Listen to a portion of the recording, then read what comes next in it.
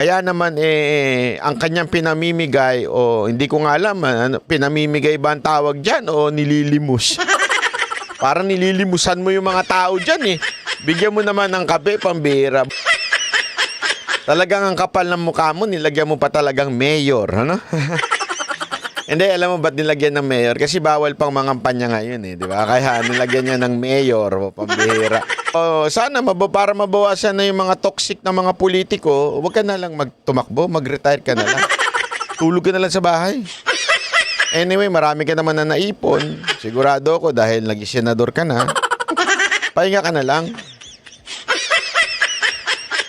Alam mo, Trillanes, nobody wants to hear your opinion. That's the truth. Oh, ano ka na, magising ka na.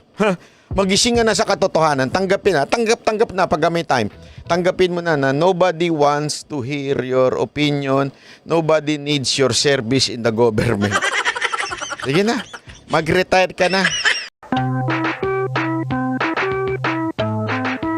Usapan po natin itong ginawa na naman pong katatawanan ni Trillanes. Ewan ko nga ba talaga ito si Trillanes. Iba talaga ang pag-iisip nitong Trillanes na ito. Ginawa pang lamay ang Caloocan. Hay nako, Trillanes. Ganito ang treatment ni Trillanes sa mga taga-Caloocan. May papakita lang ako sa inyo. Ito ha. Ganito. Para lang baka sabihin ninyo, ginodyo ko kayo. Ayan, ginawa pong lamay ang Caloocan. Ayan po ang pinamimigay ni Trillanes. Eto talaga si Trillanes, nilimusan po ang mga taga-Caloocan, bantakin mo, namimigay ng isang sachet ng kape. Grabe naman, Trillanes. Ano ba nakakala mo sa mga taga-Caloocan? Walang pambili niyan. Pambira, oo. Hindi alam mo, hindi kasi sana kung rin, tatakbuhin mo lang yung mga nasa babang posisyon. Pero mayor ang itatakbo mo, tas yan ang pamimigay mo. Ako nagtatanong lang sa inyo, mga taga-Caloocan, ito po'y pang-iinsulto ho sa inyo. Nung nakita ko ito kanina, sabi ko, ano ba namang klaseng pang-iinsultong ginagawa nitong Trillanes na ito sa mga taga-Caloocan? Mantakin mo, limusan kayo ng kape. Ano to, lamay? Ha? Grabe talaga, hindi ko talaga malubos maisip kung bakit ganyan ang treatment ni Trillanes sa mga taga-Caloocan. Talaga bang mababa ang tingin ni Trillanes sa mga taga-Caloocan? Hindi, ako kasi naisip ko, isa lang eh. Ang naisip ko dyan, wala ho talaga sa sa touch. Wala sa kaalaman ho itong si Trillanes, ha? Wala ho siyang alam mo yun, hindi niya alam kung anong tunay na nangyayari diyan sa Caloocan. Kaya naman ang kanyang pinamimigay o hindi ko nga alam, pinamimigay ba ang tawag diyan o nililimus? Parang nililimusan mo yung mga tao diyan eh. Bigyan mo naman ng kape, pambira. Buti pa si Mocha binibigay. Cookie ni Mocha ano lang yun, konsehalo lang ang tinatakbo ni Mocha sa Distrito 3 pero at least naman ang binibigay niya cookie. Di ba? Hindi ko naman siya nilala itong 3-in-1 pero inumin ito ng mga nasa lamay di ba? Ewan ko ba magkano lang ba 3-in-1? Mantakin mo magkano kaya 3-in-1? Hindi ko kasi alam pero sigurado ko mura lang yan. Yan ata ang pinakamura ngayon yan ang pinakamurang pwedeng gawing ulam. Papainit mo sa tubig tapos ihahalo mo sa kanin. Pwede na yun. Ganun ba ang tingin mo talaga sa mga taga-Caloocan? Mga hampas lupa? Oo naman yung mga taga-Caloocan yan. Mantakin mo, ganyan ang tatakbong mayor sa inyo. Hindi, alam nyo, eto baka naman sabihin nyo, Banat Bay, buti nga nagbigay na Buti naman nagbigay. Mga kababayan, eto lang masasabi ko sa inyo. Naintindihan ko sana kung isang ordinaryong citizen si Trillanes. Sana kung isa siyang ordinary citizen. Kunwari, isang ordinary citizen na merong pusong magsilbi sa bayan, wala talaga siyang pera at gusto niya makatulong at gusto niyang kumalat ang kanyang pangalan, siguro okay, matatanggap ko pa kape. O sige, okay yun. Pero pambihira, naging senador ka na't lahat. Nakakuha mo na, sabi nga ni Pangulong Duterte, ano mang ginawa niyo doon sa ukod? Di ba? Di ba? Pambihira. Tapos, yan lang ang ibibigay mo, pambihira ka naman, oh. Talagang ang kapal ng mukha mo, nilagyan mo pa talagang mayor, ano? Hindi, alam mo ba't nilagyan ng mayor? Kasi bawal pang mangampanya ngayon, di ba? Kaya nilagyan niya ng mayor, pambihira. Yan. Parang sinisimplihan lang niya yung pangangampanya. Tapos nilalagay mo pa yung talunan mong party list sa baba, yung magdalo. Di ba? Isa ba yan? Kamusta na ba yung yung dating bida-bida din dyan sa magdalo party list na yan? Kamusta na nga ba? Di ba? Anyway, hindi nakapasok yan ata ng mga nakarang eleksyon eh. Ngayon, gusto nyo na naman papasukin dyan. Di ba? Ewan ko supposedly, samahan dapat siya ng mga retired na mga sundalo. Pero bakit tila atang wala kayong kaimik-imik, yung magdalo party list na yan, walang kaimik-imik pagdating laban sa mga komunistang nasa kamara, diba? Yung mga NPA supporter dyan sa loob ng kamara, dapat yan ang kinokontra ninyo dahil kayo supposedly magdalo. Kayo'y mga dating mga sundalo, dati kayong nasa AFP.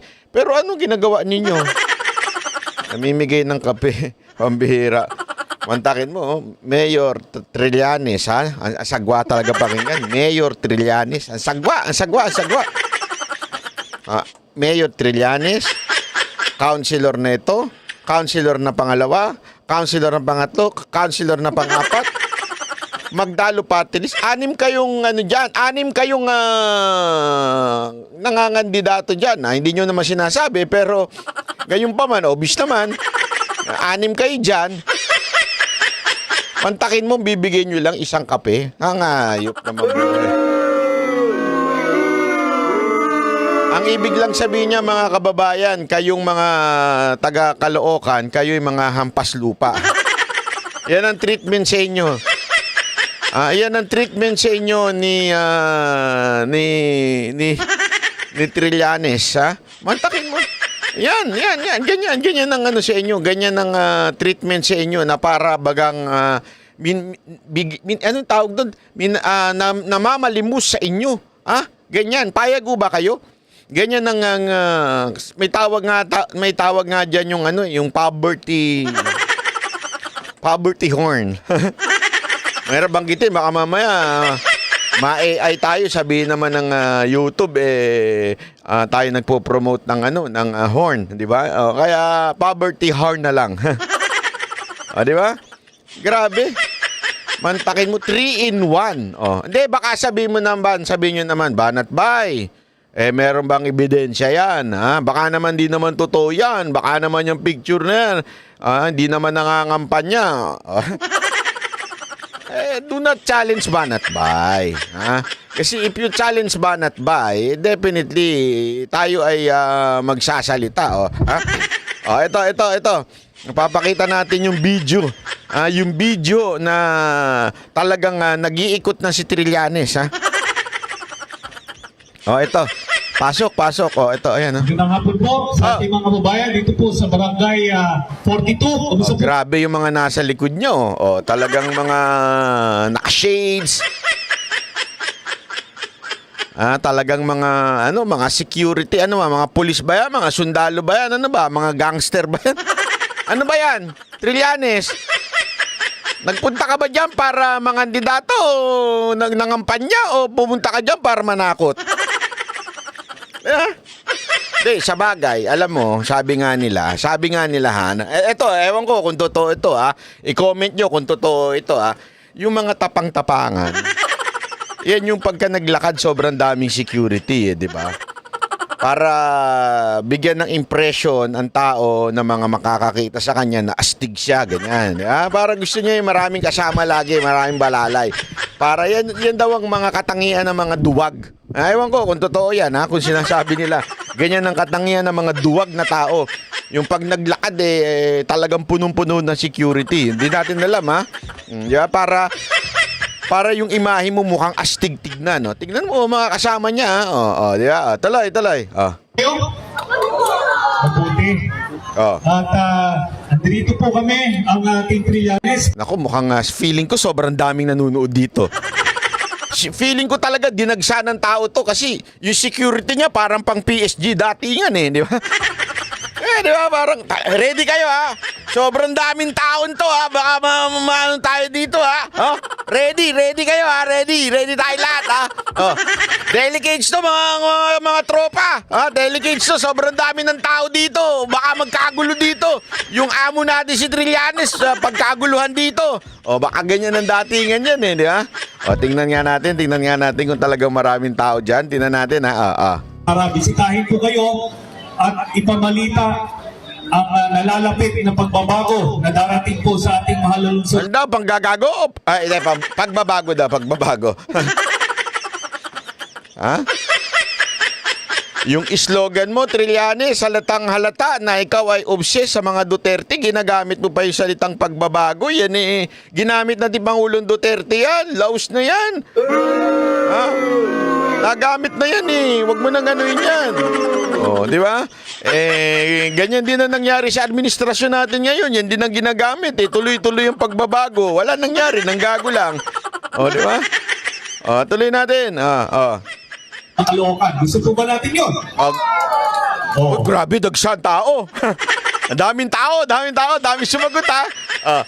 Tuloy natin. Pagbabago po, bakit? Dahil po napag-iwanan na ang ating lungsod dito po sa buong Pilipinas. Napag-iwanan na daw ang ating lungsod dito sa buong Pilipinas. Naku, baka may survey itong ilalabas.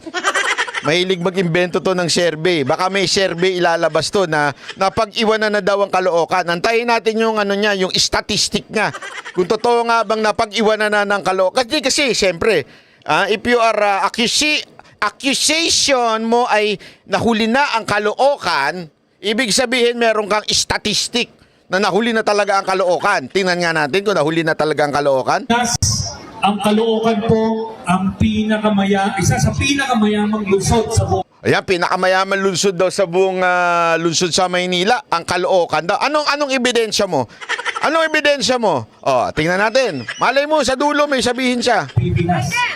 Pero dito po sa atin ang may pinakamaraming mahirap. Pero ang pinakamaraming mahirap, magulo yun, Pero naguluhan ako dun, bantakin mo. Dito daw sa kanila ang pinakamaraming pinakamayaman pero pinakamaraming mahirap. Magulo. Sige. Kasi pagka mga ganyan na akusasyon mo, dapat may pinapakita kang ebidensya. Kung mayaman talaga yung lungsod, tapos pinakamahirap pala, dapat may papakita ka sa statistic na ganito.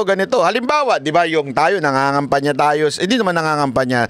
Sinasabi natin na gusto natin ibalik si Yorme sa Maynila. Bakit? Kasi meron tayong survey na lumabas na isa sa pinakadelikadong city ngayon ay ang Maynila. Di ba? Meron tayong pinapakitang survey. May statistic tayong pinakita. May ebidensya tayong pinakita. Dapat, Trillanes, kung inaakusan mo ang Caloocan na mayaman pero ngayon pinakamaraming mahirap, asan ang ebidensya mo? Asan ang statistic mo? Ha? Asan? Trillanes? Hindi, malay mo ilalabas yan mamaya. Yun po ang nakakalungkot dahil ang yaman ng Caloocan po ay pinubuksan ng ilan. Grabe. Yan po ang babaguhin ng Team Trillanes. Ang daming tao. Ang daming tao.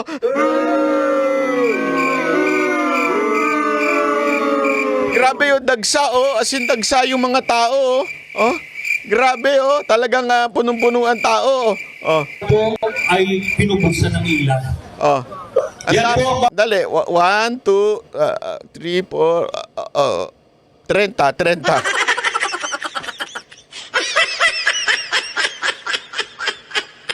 35. Wala pa siguro, mga 20 lang siguro. Ang bira, punong-puno ng tao grabe Baguhin ang Team Trillanes, tatanggalin po natin ang corruption sa City Hall, na sa ganun ang yaman ng Caloocan ay diretso po sa inyo, mga mamamayan ng Caloocan. Grabe, punong-puno. Nakapun po sa ating mga kababayan dito po sa barangay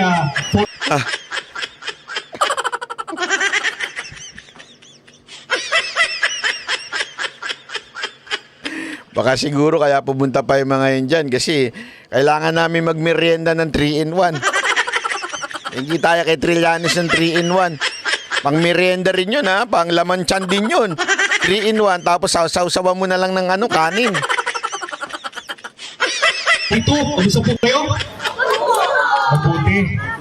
At andito po kami, ang Team Trillanes, para bisitahin po kayo at ipamalita ang nalalapit na pagbabago. Grabe tong Trillanes ito, hindi pa sumisikat, laos na. Trillanes, di ka pa sumisikat, laos ka na. Wala ka na naloloko ngayon, ano? Hindi kasi dati marami pa siyang naloko, kaya nga siya naging senador kasi naniwala sa kanya na meron talaga siyang pinaglalaban, na talagang matuwid siya, pero nung ni-reveal ni Pangulong Duterte yung mga kalokohan niya, wala nang naniwala sa kanya. Nung pinakita ni Pangulong Duterte yung sabit-sabit niyang pamamahala, wala na naniwala sa kanya. Ito na nangyari ngayon.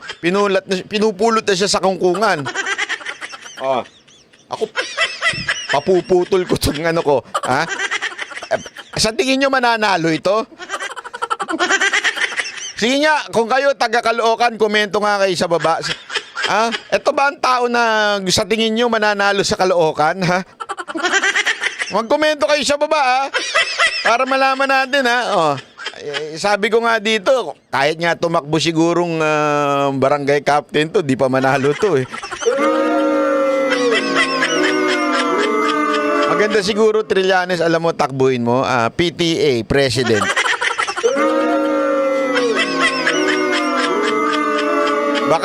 Baka ma-intimidate pa sa yung mga teacher doon.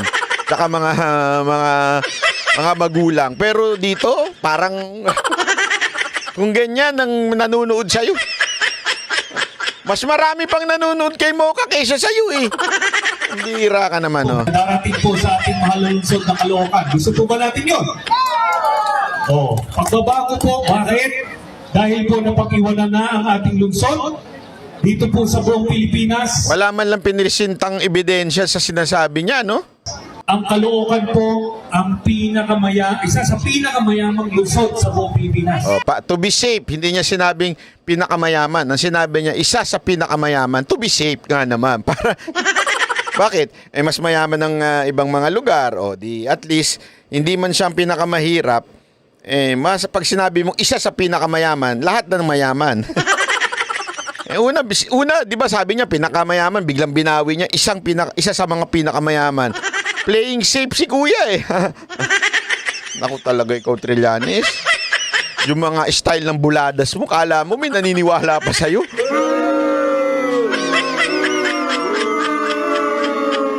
Alam mo, yung itsura mong yan, feeling mo talaga, meron ka pang napapaniwala, Tuloy. Pero dito po sa atin, may pinakamaraming mahirap. Yun po ang... Asan yung statistic mo na talagang pinakamaraming mahirap dyan? Dapat ipapakita mo. Ganun dapat. Pag ikaw ay magbibigay ng statement, meron kang supporting evidence or documents to to make your argument strong. Parang wala ka namang pinakita Kalungkot dahil ang yaman ng Caloocan po ay binubuksan ng ilan. Yan po ang babaguhin. Binubulsa lang daw ng iilan yung yaman ng taga Caloocan. Paano mo nalaman? Hindi. Sabi nga, it's easy to accuse, pero napakahirap patunayan ng accusation. Pangalawa, di ba sinabi ko na sa inyo yan? Sinabi ko na sa inyo na itong tao na ito, simula pa lang ng pangangandidato, nagiging toxic na. Diba? Kasi nga wala namang ginawa yan. Nung sa senador yan, ano ginawa niya? Nang away ng mga senador. Lahat ng senador, inaway niya. Oh, di ba? Karamihan ng senador doon, inaway nito ni Trillanes. Ayan na naman siya. Kakandidato na naman sa pangalan ng pang-aaway ng ibang tao. Trillanes, ako nagtatanong lang naman, idol mo ba ako? Idol mo ba ako at talagang gusto mong bumabanat sa kapwa mo?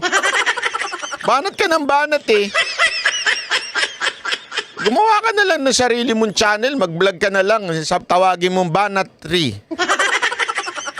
Diba? Eh kasi yun naman ang ginagawa mo, hindi ka naman nangangampanya, di ba dapat anong gagawin mo? Pag ikaw nangangampanya o ikaw ako ganito gagawin ko, ito ang aking plano, ito ang aking programa, pasok mo pa lang, hindi, mga kurap sila. Wala. Kayo pinakamayaman pero isa kayo sa pinakamayaman pero pinakamahirap kayo.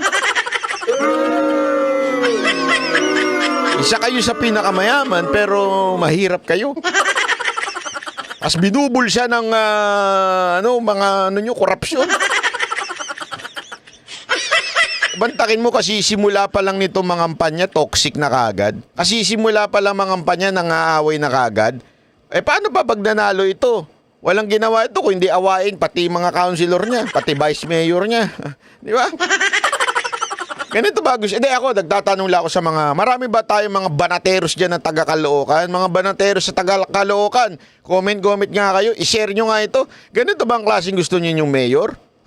Yung nang-aaway kagad? Walang ginawa kung hindi mang-away? Vlogger ka talaga dapat, Trillanes. Hindi ka dapat mang-mayor. Ang Team Trillanes, tatanggalin po natin ng korupsyon sa City Hall na sa ganun ang yaman ng Caloocan ay diretso po sa inyo, mga mamamayan ng Caloocan. Ang daming naniwala, no?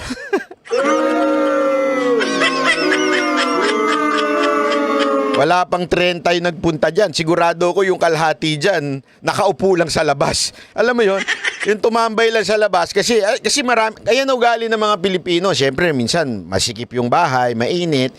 So, tumatambay sa karsada. Di ba? So, malamang sa malamang, yung 30 na nagpunta dyan, yung 20 dyan, nasa labas lang ng kalsada, tumatambay lang. Tapos siguro, bigla napadaan to si Trillanes. Halika, ano tayo? Magsalita tayo. Ang bira, oh. Alam mo, Trillanes, ikaw talaga ang pinakakatatawanan na kandidatong nakita ko. Wala talaga eh. Alam mo ko ako sa'yo mag-retire ka na. Laos ka na eh. Hindi, totoo. Laos ka na. Hindi ka na dapat kumakandidato. Dapat sa'yo, nagpapahinga na lang, spend time with your family, spend time with your loved ones. Ganun na lang gawin mo. Relax ka na lang. Masyado kang toxic eh. Isa ka sa mga nagpapatoxic sa politika sa Pilipinas. Kung mag-resign ka na lang siguro, mas maganda pa, di ba? I mean, mas maano pa mga tao. Matutuwa pa siguro yung mga tao pag nag-resign ka. Nag-retire ka. Di ba? Matutuwa pa siguro yung mga tao. Ay, salamat, nag-retire na yung toxic sa politika. Ganon, di ba? Tuwan-tuwa siguro yung mga tao eh. Alam mo yung style mo, may mga bodyguard pa. Kala mo naman, nakakatakot ka, ha? Hindi, kasi style ni Trillanes yan, yung feeling matapang na wala ka dang ganyan, no? Ay! Parang may kanta dyan eh. Sabi ko na, ganun maglakad yun eh. Tapos may mga security pa. Kala mo naman, nakakatakot ang datingan mo, Trillanes. Wala na naniniwala sa'yo. Sus! Magpahinga ka na lang. Hindi, magpahinga ka na lang talaga. Mag-retire ka na. Ha? Medyo ano ka eh, mag-vlog ka na lang. Gumaya ka na lang sa iba. Mag-vlog na lang.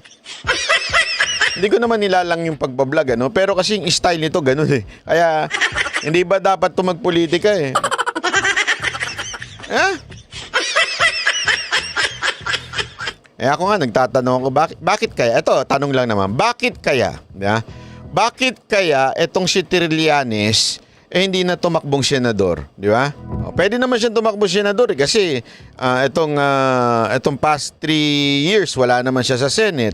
Olat siya dahil nag-olat siya doon sa last na kumandidato siya, olat siya. So ibig sabihin, pwede siyang tumakbo senador. Bakit kaya siya hindi tumakbo senador? Sa tingin nyo? Ako, isa lang inala ko. Walang gustong tumanggap sa kanya. Doon siya sa oposisyon, ayaw din sa kanya. Doon siya sa Pinklawan, tinaboy din siya. Kay Marcos, ayaw din sa kanya. Wala talaga Wala may gusto Malabo naman kay Duterte di ba? Ako hinala ko lang naman yun na baka talaga kaya hindi tumakbo senador yan. Wala na may gusto sa kanya. Kaya kandidato na lang ako mayor. Ay nako naman. Trillanes, retired ka na lang. Mag-retire ka na lang. Oh, sige na. Sige na nang mabawasan naman ng mga toxic na toxic na hindi corrupt. Wrong term. Mabawasan ng toxic na mga opisyal ng gobyerno. I stand correction. Baka mamaya na naman to si Trillanes Hindi. Mali yung word ko. Mali.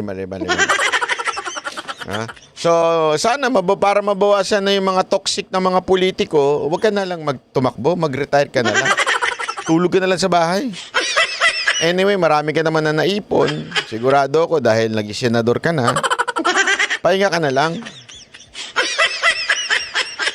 Alam mo, Trillanes, nobody wants to hear your opinion. That's the truth. Maano ka na, magising ka na. Magising ka na sa katotohanan. Tanggapin na. Tanggap na pag may time. Tanggapin mo na nobody wants to hear your opinion. Nobody needs your service in the government. Sige na. Mag-retire ka na. Okay ba yon? Ha? Okay.